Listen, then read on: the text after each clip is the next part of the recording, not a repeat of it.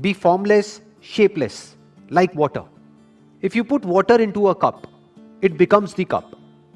You put water into a bottle, and it becomes the bottle. You put it in a teapot, it becomes the teapot. Now water can flow or it can crash. Be water, my friend. हम जब भी कुछ भी करने जाते हैं तो पहले से ही जो हम करने वाले हैं उससे रिलेटेड हमारे माइंड में बहुत कुछ भरा होता है. फॉर एग्जाम्पल, अगर ब्रूस ली के ही स्टैंड पॉइंट से समझा जाए कि किस कॉन्टेक्स्ट से बोल रहे हैं, तो आपका जो ओपोनेंट है, वो जो सामने वाला है, उसके बारे में आपके माइंड में पहले से कुछ भी नहीं होना चाहिए. पहले से प्री कंसीव नोशंस नहीं होने चाहिए, क्योंकि हो सकता है पहले से जो आप सोच करके जा रहे हो वो बंदा अपना स्टाइल ही चेंज कर दे. वो पिछले कई सालों से मान लो एक तरीके से लड़ रहा था, तो उसी के बेस पर तो आप अपने माइंड में ये बिठा सकते हो कि मेरी क्या स्ट्रैटेजी होनी चाहिए इससे लड़ने के लिए. अब हो सकता है वो एक नई स्ट्रैटेजी बना करके आपके पास आ रहा है और आपको पता ही नहीं है. तो अगर आप पहले से ही अपने माइंड में ये बिठा करके जाओगे उससे लड़ने के लिए कि मुझे इस तरह से इससे लड़ना है, या फिर ये करेगा फिर मुझे ये करना है, तो आप हार जाओगे. तो वो क्या कह रहे हैं? Empty your mind. मतलब जो भी वो करने वाला है उसके लिए तैयार रहो. Never have pre conceive notions in your mind about life. अगर वहां पे देखा जाए ब्रूस ली के कॉन्टेक्स्ट में, तो ओपोनेंट है सामने कोई. अगर हम अपने आप से रिलेट करें तो हमारी लाइफ में क्या होता है, इस ओपोनेंट को हम क्या बोल सकते हैं? लाइफ में जो प्रॉब्लम्स आ रही हैं, जो चैलेंजेस आ रहे हैं, जो भी मुश्किलें आ रही हैं, तो उनको अपने पास्ट के नजरिए से मत देखो, नहीं तो आप फंस जाओगे. क्योंकि हो सकता है अब जो चैलेंज आया आपको आज, वो नया चैलेंज है. और हो सकता है क्या, हमेशा लाइफ नए चैलेंजेस आपके सामने लेकर के आती है. जो आज से पहले कभी नहीं हुआ है, ऐसी ऐसी चीजें हो जाती हैं. जो हमने सोचा भी नहीं होता है, ऐसी ऐसी चीजें हो जाती हैं. तो अगर उन प्रॉब्लम्स के हमको सॉल्यूशंस निकालने हैं, तो हमारा माइंड पूरी तरह से खाली होना चाहिए उस प्रॉब्लम से रिलेटेड जो भी कुछ हमारे माइंड में पहले से भरा पड़ा है उससे. प्रॉब्लम को कैसे देखना है, या लाइफ में जो भी आप आज जिस भी सिचुएशन में हो और फंसे हुए हो. बहुत बार लाइफ में ऐसा होता है कि हम फंस जाते हैं, बट प्रॉब्लम क्या होती है, हम सॉल्यूशन निकाल रहे होते हैं अपनी मेमोरी के बेस पर, और हम और फंसते चले जाते हैं. क्योंकि जो हमने पास्ट में किया उसी वजह से तो हम इस सिचुएशन में फंसे हैं. सोचो, हम अपनी थिंकिंग की वजह से ही तो फंसते हैं लाइफ में जाकर के एक ना एक पॉइंट पे. किसी बंदे की थिंकिंग ठीक नहीं थी, इस वजह से वो जो काम कर रहा है, मान लो कोई बिजनेस कर रहा है और उसमें सक्सेसफुल नहीं हो पा रहा है, बट वो अपनी उसी थिंकिंग के बेस पे उसका सॉल्यूशन निकालना चाहता है. कभी नहीं निकाल सकता, इम्पॉसिबल. पहले उसको अपनी ही उस थिंकिंग से फ्री होना होगा, क्योंकि उसकी ही थिंकिंग की वजह से उसके बिजनेस में प्रॉब्लम्स क्रिएट हो रही हैं. उसको एक नई थिंकिंग चाहिए. अब नई थिंकिंग मतलब क्या, कि कुछ भी नया सोचने लग जाओ? नहीं. जो प्रॉब्लम आ रही है उस प्रॉब्लम को एज इट इज देखना है, उस प्रॉब्लम के साथ में एक हो जाना है. जैसे पानी जिस रंग में डालते हैं उसी रंग में एक हो जाता है. पानी को जिस कप में हम डालते हैं वही फॉर्म ले लेता है.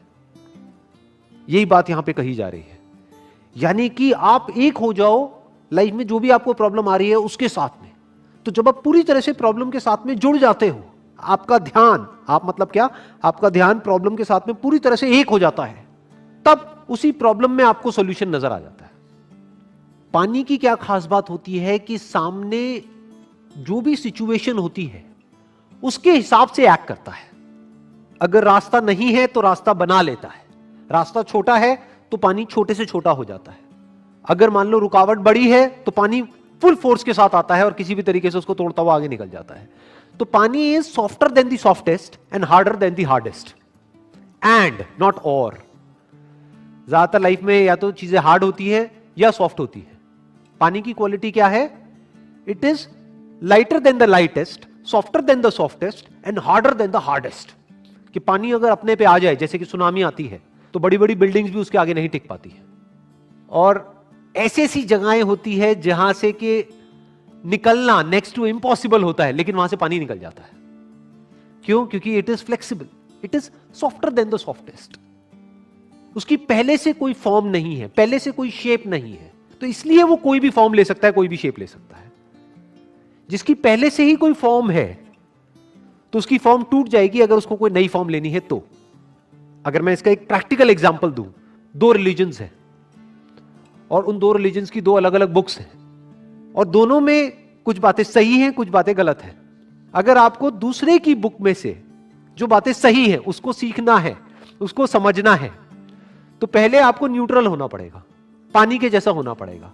जो दोनों रिलीजन्स में से एक रिलीजन को ही पकड़ करके बैठा होगा स्ट्रांगली, तो वो अपने ही रिलीजन्स की कमियां नहीं देख पाएगा, उस बुक में जो गलत है वो नहीं देख पाएगा, और उधर जो सही है वो नहीं देख पाएगा। बट अगर कोई पानी के जैसा है, यानी वो किसी एक को नहीं पकड़ रहा है, उसकी कोई फॉर्म नहीं है, तो अब वो कोई भी बुक पढ़ सकता है किसी भी रिलीजन की, और उसमें से जो सही है उसको निकाल सकता है और अपनी लाइफ में उतार सकता है और अपनी लाइफ में चेंजेस लेकर के आ सकता है।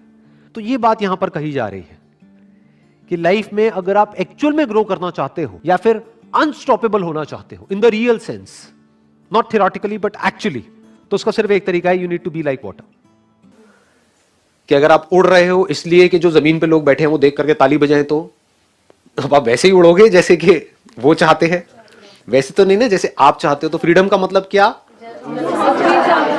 जैसे आप चाहो वैसे उड़ जाओ, आपको परवाह ही ना हो किसी की भी। और घोंसले के लिए अगर आप उड़ रहे हो तो if you are flying for money, तो वो भी बॉन्डेज हो गई, दैट इज नॉट फ्रीडम। एक पंछी को तो हम बांधते हैं at a physical level, mind के लेवल पे क्या कोई पंछी बंधा होता है? नहीं। इसका प्रूफ यह है कि आप उसको कुछ भी लालच दे दो, उसको उड़ना है तो वो उड़ ही जाएगा, आप उसको रोक नहीं सकते। इसका मतलब माइंड के लेवल पे नहीं बंधा हुआ है, फिजिकल लेवल पे हम बांध सकते हैं। क्या हमको फिजिकल लेवल पे किसी ने बांधा हुआ है? है कोई किसी को एक्चुअल में फिजिकली चेन से बांध के रखा हो? मेरे को दिख नहीं रही कहीं पर भी चेन वेन, कुछ भी कुछ ऐसा नजर नहीं आ रहा है। लेकिन हम सबको किस लेवल पे बांध दिया गया है? माइंड के लेवल पे। और कितनी बुरी तरह से बांधा गया है? बहुत ही बुरी तरीके से। कमाल की कंडीशनिंग है। निकलना चाहते हैं बट निकल नहीं पाते। निकलना सब चाहते हैं, क्यों नहीं निकलना चाहेंगे? जैसे एक पक्षी है, वो जिएगा एक पिंजरे के अंदर, मरेगा पिंजरे के अंदर, और बीच बीच में हंसेगा भी। उसको मोबाइल दे दिया जाए तो उसका टाइम पास भी हो जाएगा, टीवी दे दिया जाए तो और बढ़िया समझ, तो जिंदगी कट जाएगी।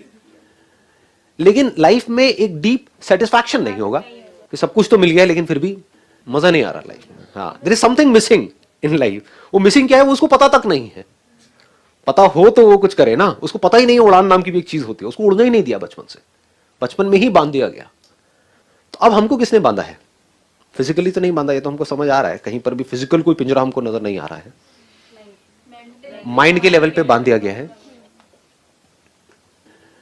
तो माइंड के लेवल पे फ्री हो जाना मतलब, एक इंसान की बात करें तो जानवर की बात समझ आ गई ना। फिजिकली फ्री हो जाना मतलब, फिजिकली उड़ जाना मतलब फ्रीडम। और हमारे लिए अगर हम माइंड के लेवल पे पूरी तरह से फ्री हो जाए, फ्रीडम इज आइदर कंप्लीट और it is not freedom at all. ये नहीं कि एक बड़ा पिंजरा दे दिया तो बोला कि अब ये उससे ज्यादा फ्री है नहीं, ऐसा कुछ नहीं होता है। Freedom either it is absolute और there is no freedom at all, और it is just an illusion of freedom. तो हमको क्या चाहिए? हमको ये अगर समझ आ जाए, हम माइंड के लेवल पे बंधे क्यों हुए हैं, कभी सोचा है कि हम बंधे हुए हैं?